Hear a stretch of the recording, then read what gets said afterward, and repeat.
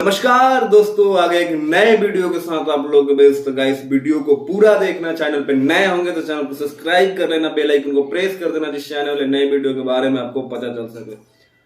Full to enjoy वाला गाने का टीजर आ गया पवन सिंह का, पिया जी छोड़ दी।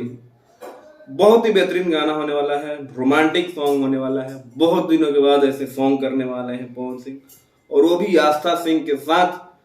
जो आस्था सिंह आपको पता ही है, पतरी कमरिया जिनकी भर रही है, राजा जी से तहलका मचाई थी भोजपुरी इंडस्ट्री में। और इस बार तो लग रहा है कि और बड़ा तहलका होने वाला है, क्योंकि आपको पता ही है पवन सिंह जब भी गाना लाते हैं मूड में लेके आते हैं। वो अलग बात है कि परछावन वाला गाना बुरी तरह से पिट गया, अभी तक 1 मिलियन भी उस पर व्यू नहीं गया।